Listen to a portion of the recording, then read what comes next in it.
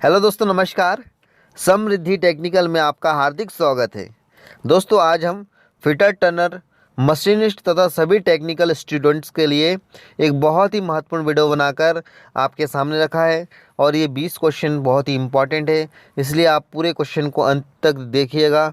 और यदि आप फर्स्ट टाइम हमारे चैनल को देख रहे हैं तो सब्सक्राइब के बटन को दबाइए और दाएं साइड में जो बेल आइकॉन के बटन है उसे दबाकर ऑल कर दीजिए ताकि आपको सारे वीडियो और अपडेट्स समय पर मिलते रहें। क्वेश्चन नंबर 1 को देखिए दोस्तों। बड़े कोण पर शक्ति के धनात्मक स्थानांतरण के लिए प्रयोग किया जाता है। दोस्तों, धनात्मक स्थानांतरण मतलब होता है कि जिसमें लॉसेस नहीं होना चाहिए। जैसे बेल्ट और पुली में लॉस हो सकता है, पर यहाँ पे कपलिंग में लॉस नहीं होता है। ठीक है दोस्तों, तो यूनिवर्सल कपलिंग में लॉस भी नहीं होता और ये जब चलती है तो ये मिस अलाइनमेंट होने के बावजूद भी ये एक बड़ा एंगल बनाता हुआ भी ड्राइव को पॉजिटिव एंगल में ही घुमाता है।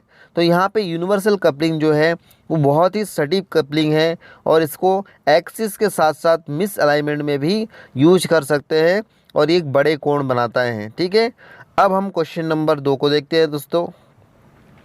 इस प्रकार की चाबी की प्रोफाइल शाफ्ट को कमज़ोर करने की प्रयत्न करती है। तो दोस्तों, इसमें ऐसा कौन सा की है या कीवे होगा जो शाफ्ट को कमज़ोर बना सकता है? वो है वुडरॉफ की। फेदर की एक हिसाब से प्लेन होता है। जीव हेड की में देखिए, ये की किसी शाफ्ट के एंड सिरे में लगता है, इसका हेड काफ़ी उठा हुआ होता है। लेकिन वुडरॉफ की जो होता है दोस्तों, वो टेपर शाफ्ट में अधिकतर लगाया जाता है ऑटोमोबाइल सेक्शन में, जिस प्रकार से आप यहाँ देख रहे हैं।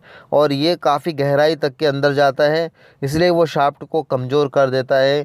और हालो शैडल की जो होता है वो शाफ्ट में बहुत कम ग्रूव बनाना पड़ता है या ना के बराबर बनाना पड़ता है, इसीलिए आंसर जो होगा वो वुडरॉफ की होगा। ठीक है दोस्तों, अब हम क्वेश्चन नंबर 3 को देखते हैं। शाफ्ट की बाहरी व्यास तथा बेरिंग के बोर के बीच के स्थान को क्या कहते हैं? दोस्तों, यहाँ पे आपको शाफ्ट के बाहरी बोर अर्थात आउटर डायामीटर ऑफ शाफ्ट और इनर बेरिंग, इनके बीच में जो भी हिस्सा बचता है उसे आप टेक्निकली लैंग्वेज में क्लियरेंस के नाम से जानेंगे। ठीक है दोस्तों, गैप नहीं बोला जाता है टेक्निकल में, और यहाँ पे हम क्लियरेंस बोलेंगे। और टॉलरेंस तो आपको पता है कि हाई लिमिट और लो लिमिट के बीच के अंतर होता है, और डेविएशन जो होता है वो जीरो लाइन से मैक्सिमम साइज और मिनिमम साइज में होता है डेविएशन। तो दोस्तों, इस सारे ऑप्शन को ध्यान में रखते हुए आपको लगाना है क्लियरेंस। दोस्तों, ये क्वेश्चन कई बार एग्ज़ाम में आ चुका है, इसलिए आपसे कभी गलती नहीं करना है। कई लोग इसे टॉलरेंस में लगा कर आते हैं और बोलते हैं कि मैंने सही लगाया था, पर मुझे आंसर का मतलब कि मुझे नंबर्स या मार्क्स नहीं मिले। तो आप लोग ये ऐसा गलती ना करें, तो आप हमेशा सक्सेस हो जाएंगे। ठीक है दोस्तों, तो आप इसे बी के साथ जाइए और क्लियरेंस के ऑप्शन को टिक लगाइएगा। चलिए अगला क्वेश्चन देखते हैं। क्वेश्चन नंबर 4 को देखिए। ये रहा हमारा क्वेश्चन नंबर 4। स्क्रैपर की ग्राइंडिंग करने के लिए किस ग्रिड साइज का व्हील उपयोग करना चाहिए? दोस्तों, यहाँ पे आपको स्क्रैपर के बारे में बताया गया है कि स्क्रैपर, आपको पता होगा कि स्क्रैपर का प्रयोग स्क्रैपिंग करने के लिए करते हैं और इसके द्वारा आप बहुत ही महीन कणों को हटा सकते हैं, और मशीन के बेड वगैरह को स्क्रैपिंग करने के लिए इसका प्रयोग करते हैं। 120 से लेकर 150 नंबर जो ग्रिड या ग्रेन साइज होता है, ग्रिड को ग्रेन साइज भी बोलते हैं, उसका प्रयोग इसकी धार लगाने के लिए करते हैं। ठीक है दोस्तों, तो ये आप समझ गए होंगे 120 से 150 होगा। तो चलिए दोस्तों अगला क्वेश्चन देखते हैं।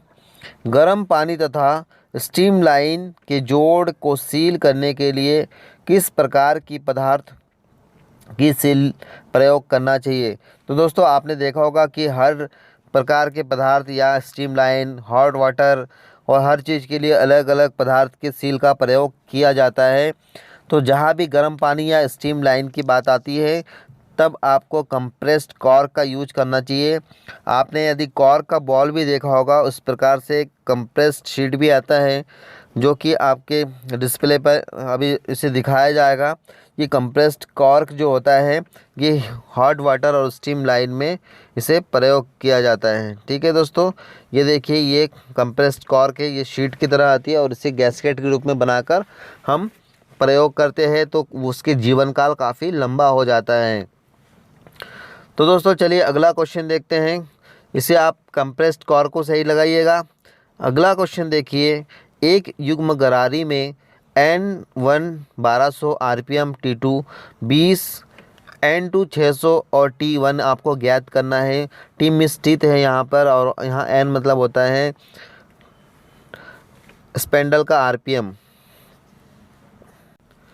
तो दोस्तों आपको यहाँ करना क्या है, आपको बहुत इजी सा एक फार्मूला लगाना है। जैसे ही आप फार्मूला लगा के उसके ऊपर मान रख देते हैं तो आप इसका आंसर बहुत ही आसानी से पा लेते हैं। दोस्तों ये BHL के एग्ज़ाम में सबसे इम्पॉर्टेंट एग्ज़ाम में से एक BHL 2011 में भी ये क्वेश्चन आया था और सेम यही क्वेश्चन आया था। तो इसलिए इस क्वेश्चन को आप सॉल्व ज़रूर करिएगा, ये अच्छा क्वेश्चन है और आपके लिए बहुत फ़ायदा हो सकता है। तो इसे देखिए किस प्रकार से आपको फार्मूला लगाना है। पहले आप तो N1 इंटू T1 कर दीजिएगा, उसके बाद आप करेंगे N2 इंटू T2, जैसे कि आप इस डिस्प्ले पर देख रहे हैं। इसको जैसे ही आप इसके ऊपर मान रख देंगे तो इसे सॉल्व करेंगे तो आपके क्वेश्चन बस कुछ सेकंडों के अंदर इसका आंसर आ जाता है। देखिए किस प्रकार से, तो इसका आंसर जो है वो 10 दाते हो जाएंगे। ठीक है दोस्तों, और ये क्वेश्चन कई बार आ चुका है इसलिए आप इसे ध्यान रखिएगा। अगला क्वेश्चन देखिए, ये भी एक इम्पॉर्टेंट क्वेश्चन है दोस्तों। क्वेश्चन नंबर 7 को देखिए, शेपर मशीन के बारे में आपने काफ़ी पढ़ा होगा और शेपर मशीन एक ऐसा मशीन है दोस्तों, इससे हर एग्ज़ाम में क्वेश्चन बनता है। और ये जो क्वेश्चन आप देख रहे हैं, ये क्वेश्चन खास करके एक शेपर मशीन में कार्य करते समय रिटर्न स्ट्रोक समय लेता है। तो समय कैसे लेता है दोस्तों, आपको पता होगा कि फॉरवर्ड स्ट्रोक में कटिंग करने वाली मशीन होती है शेपर मशीन। तो ये जाती तो धीरे है लेकिन आते समय जो है वो वापस बहुत तेज़ी से आते हैं। तो रिटर्न स्ट्रोक में क्या होता है दोस्तों, बहुत कम समय में वापस आ जाता है। जाता धीरे धीरे है लेकिन आते समय वो कम समय लेता है। ठीक है दोस्तों, तो यहाँ पर लोग कंफ्यूज हो जाते हैं और गलत कर देते हैं, इसलिए आपको ध्यान रखना है। तो चलिए दोस्तों अगला क्वेश्चन देखते हैं। क्वेश्चन नंबर 8 को देखिए, शेपर मशीन में क्लेपर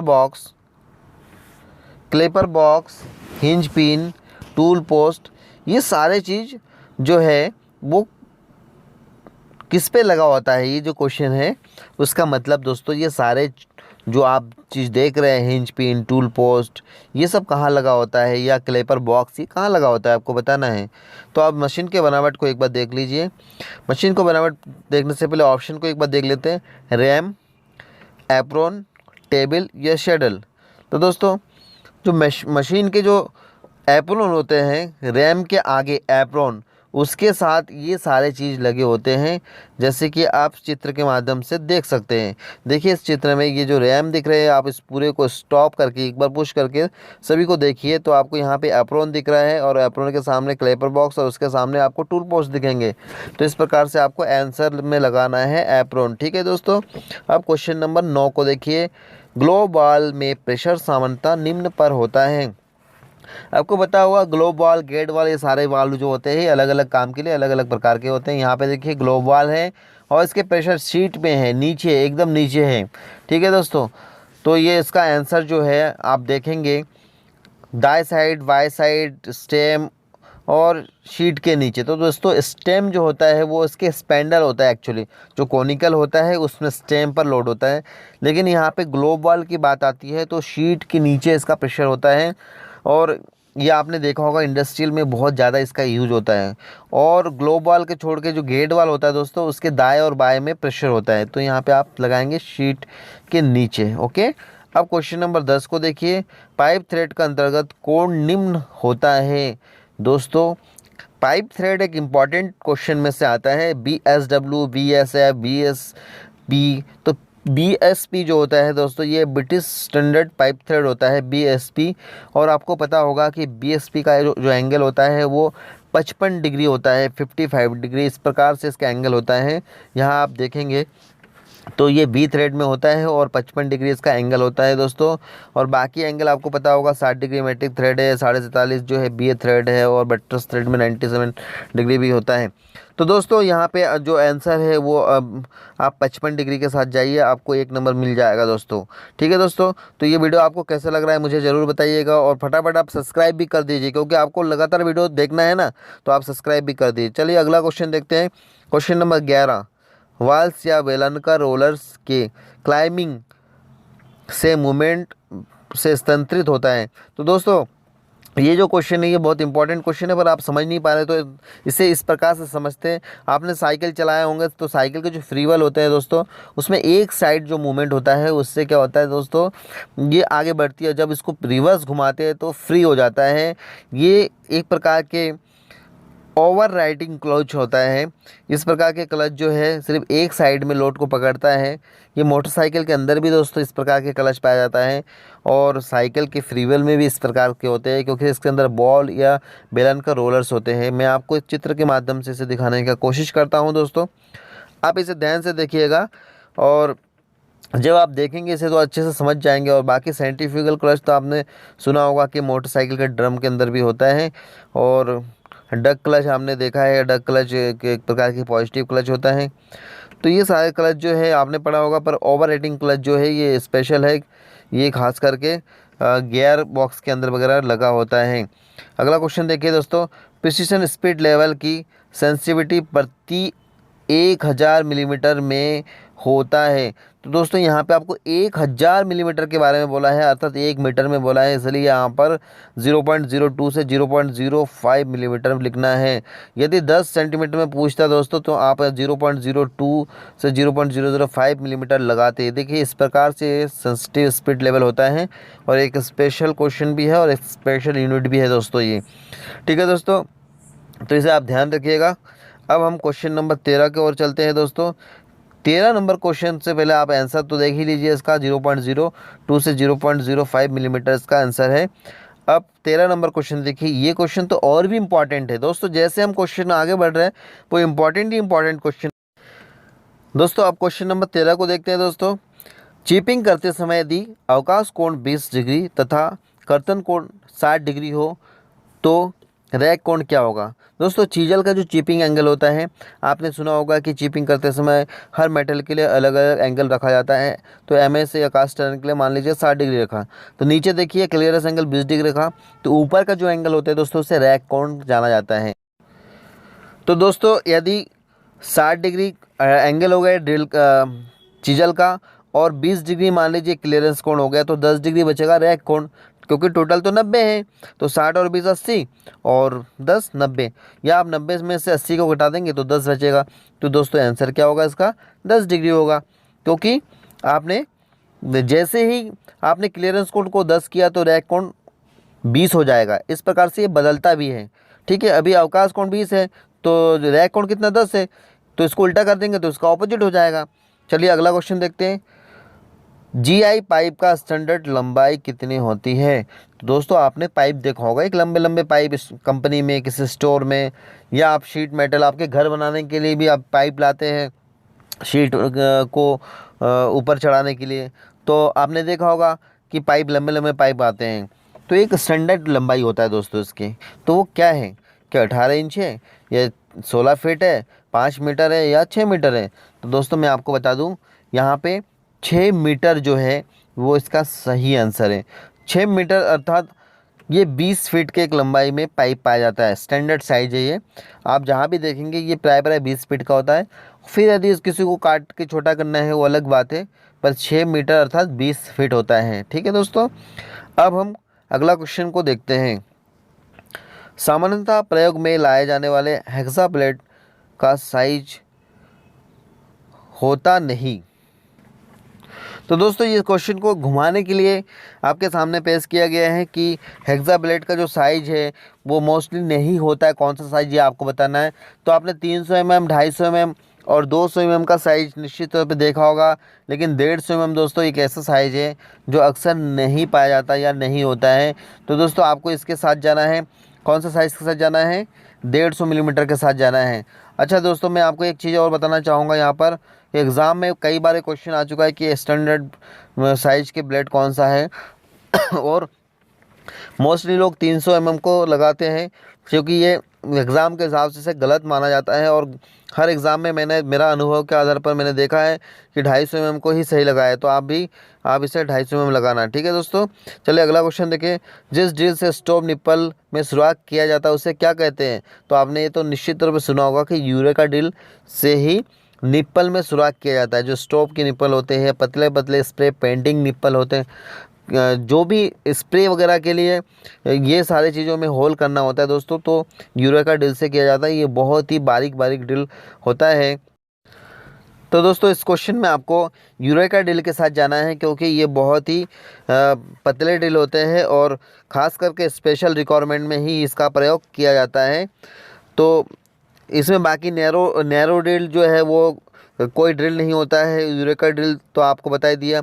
ऑयल ग्रुप ड्रिल, जहाँ पे आपको लंबाई या अधिक गहराई में ड्रिल करना होता है। और कोर ड्रिल जो होता है वो स्टेप ड्रिल के तौर पर जाना जाता है, जो कास्ट आयरन की जॉब में ड्रिलिंग करने के लिए इसका प्रयोग किया जाता है।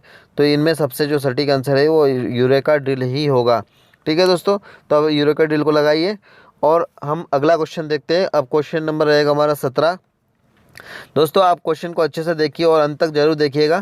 क्वेश्चन नंबर 17 है, विभिन्न आकारों की ऊर्ध्वाधर काया में बॉटम को जोड़ने के लिए इस सीवर का प्रयोग करते हैं। दोस्तों ऊर्ध्वाधर मतलब होता है वर्टिकल, और यहाँ पे सिम वन मतलब होता है सिम। तो सिम आप जान गए होंगे कि ये कौन सा सिम है। ये मोबाइल का सिम नहीं है दोस्तों, ये सिम है नोच के द्वारा जो सिम बनाया जाता है। ये शीट मेटल वर्क में आपने सुना होगा कि पहले के ज़माने में कोठी दीवान ये सारी चीज़ बनते थे, अब भी बनते हैं, पर बहुत स्टील ने बहुत सारे कब्जा कर लिया इन सब चीज़ों में। तो उसमें जो सिंगल सिम होता है, इकहारी सिम वन बोलते हैं इसे, इसका प्रयोग वर्टिकल काम के लिए किया जाता है दोस्तों, ठीक है। ये बहुत इंपॉर्टेंट सिम है और ख़ास करके इसका प्रयोग पहले बहुत प्रचलन में थी, अब थोड़ा कम हो गया है, लेकिन इसे नकारा नहीं जा सकता। आज भी इसका प्रयोग होता है शीट मेटल वर्क में, ठीक है। ये था दोस्तों 17 नंबर क्वेश्चन। क्वेश्चन नंबर 18 को देखिए दोस्तों। लोहे की शीट, स्टील व तांबे की सोल्डरिंग के लिए कौन सा फ्लक्स का काम में लिया जाता है? दोस्तों सबसे पहले तो आपको ये देखना होगा कि फ्लक्स का यूज क्यों किया जाता है, तब आपको आंसर मिलेगा कि फ्लक्स का यूज ऑक्सीडेशन को रोकने के लिए किया जाता है। दोस्तों मैं आपको यहाँ बताना चाहूँगा कि हर मेटल के लिए मैक्सिमम सुहागा का यूज तो करते हैं, लेकिन सभी मेटल के लिए अलग अलग प्रकार के फ्लक्स का प्रयोग किया जाता है। तो जहाँ पर लोहे की बात आती है या स्टील या तांबे की सोल्डरिंग की बात आती है, तब आपको कौन सा फ्लक्स प्रयोग करना चाहिए ये आपको लगाना है। तो दोस्तों आपको पता होगा कि अमोनियम क्लोराइड एक इस प्रकार के फ्लक्स होता है जिसका प्रयोग इन सभी धातु में किया जा सकता है, ठीक है दोस्तों। अब क्वेश्चन नंबर 19 को देखिए। जब धातु चादर पर विन्यास द्वारा कार्य के सिरे पर जगह छोड़ जाती है तो उसे क्या कहते हैं? दोस्तों यहाँ विन्यास मतलब होता है कि उसे हटाकर, और आपको एक खांचा बनाना है और बना के फिर आप उसको मोड़ेंगे तो कोई शेप बनेगा। जैसे कि दोस्तों ये देखिए, मैंने आपको यहाँ दिखाने की कोशिश किया है। ये मैंने नोच बनाया और नोच बनाने के बाद फिर मैं इसे मोड़ सकता हूँ आसानी से। शीट मेटल में इसका बहुत बड़ा यूज है और इसके नाम नोच के नाम से इसे जाना जाता है दोस्तों, ठीक है दोस्तों। देखिए ये इस प्रकार से बनाया है। आपने भी बहुत सारे नाव और बहुत सारे खिलौना बनाए होंगे इस प्रकार नोच काट कर, तो ये आप आसानी से समझ गए होंगे दोस्तों। क्वेश्चन नंबर 20 को देखिए। धातु के चादरों में गहरी रेखाएं खींचने के लिए किस औजार का उपयोग करते हैं? स्क्राइबर, पंच, स्क्रैच ओवल या डिवाइडर? तो दोस्तों मैं आपको यहाँ बताना चाहूँगा, स्क्राइबर से हल्के लाइन या जॉब में मार्किंग करने के लिए करते हैं, जैसे हम लोग ITI फिटर टर्नर वाले करते हैं। इस प्रकार से यदि आपको गहराई रेखा खींचना है, जैसे शीट के ऊपर गहराई रेखा खींचने हैं, तो आपको स्क्रैच ओवल का प्रयोग करना चाहिए दोस्तों। स्क्रैच ओवल जो होता है, देखिए मैंने यहाँ आपको बना के दिखाने की कोशिश किया है। दोस्तों स्क्रैच ओवल का यूज करके शीट के ऊपर अधिक गहरी रेखाएं खींची जा सकती है। दोस्तों ये था हमारा 20 क्वेश्चन और ये बहुत इंपॉर्टेंट था।